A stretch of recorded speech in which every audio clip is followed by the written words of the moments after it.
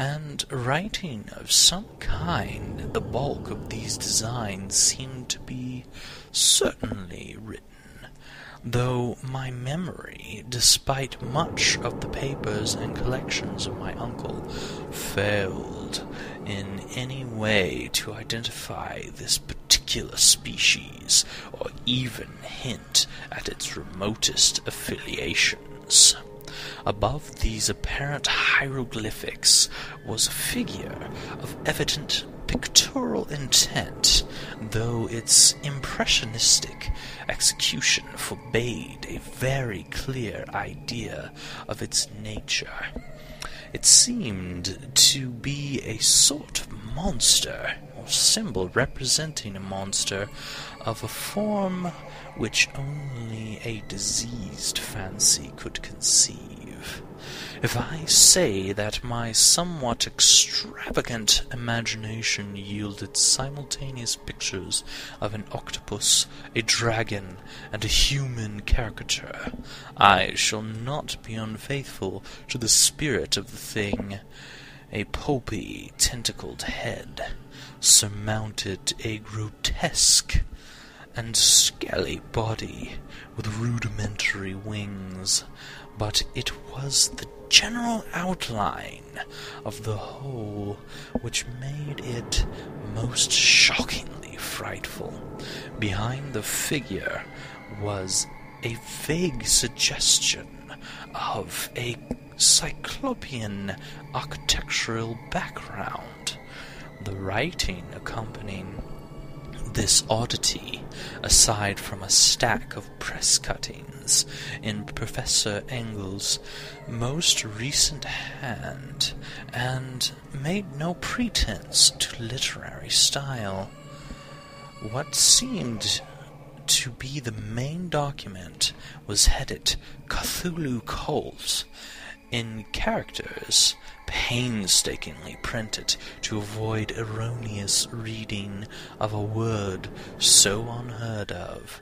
This manuscript was divided into two sections, the first of which was headed 1925, Dream and Work of H.A. Wilcox, 7 Thomas Street, Province, Rhode Island, and the second, Narrative of the Inspector John L. LeGrasse, 121 Binville Street, New Orleans, L.A., at 1908 AAS Management. Notes on the same, and Professor Webb's account. The other manuscript papers were brief notes, some of them accounts of the queer dreams of different persons, some of them citations from theosophical books and magazines, notably W. Scott Eliot's Atlantis and the Lost Lemuria, and the rest comments on long-surviving secret societies and hidden cults, with references to passages in such mythological and anthropological sourcebooks as Fraser's Golden Brow and Miss Murray's Witch Cult in Western Europe. The cuttings largely alluded to auteur mental illness and outbreaks of group folly or mania in the spring of 1925. The first half of the principal manuscript told a very particular tale.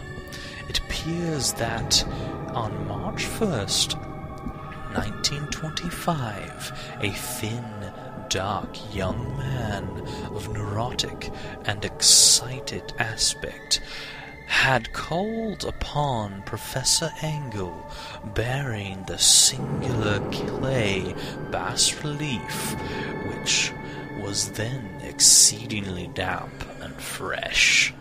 His card bore the name of Henry Anthony Wilcox, and my uncle had recognized him as the youngest son of an excellent family, slightly vaguely known to him, who had latterly been studying sculpture at Rhode Island School of Design and living alone at the Fleur de Lis building near that institution.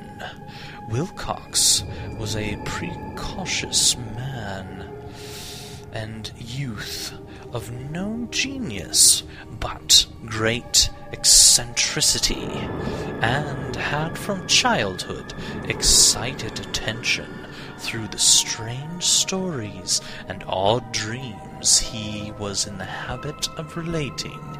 He called himself physically hypertensive, but the Strad folk of the ancient commercial city dismissed him as merely queer, never mingling much with his kind. He had dropped gradually from social visibility, and was now known only to a small group of aesthetes from other towns. Even the Province Club of Art, anxious to preserve its conservatism, had found him quite hopeless. On the occasion of the visit ran the professor's manuscript.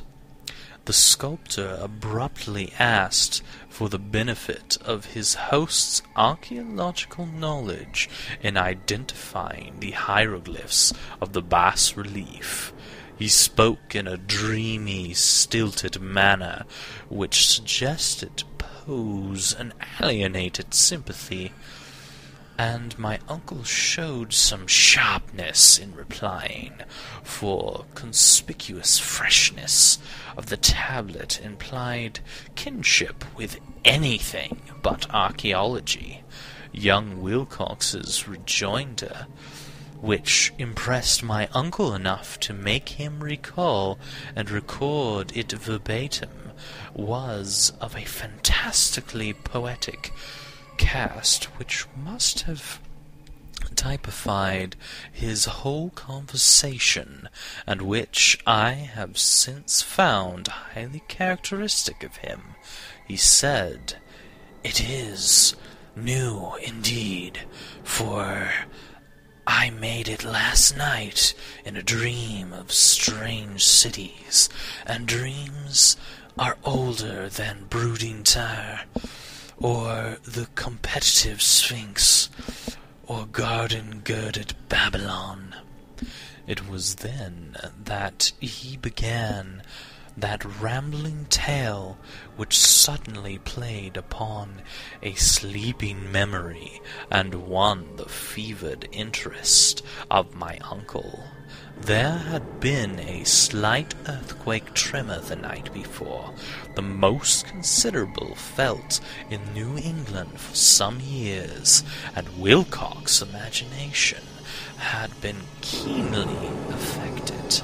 Upon retiring, he had had an unprecedented dream of a great cyclopean cities, of Titan blocks and sky-flung monoliths, all dripping with green ooze and sinister with latent horror.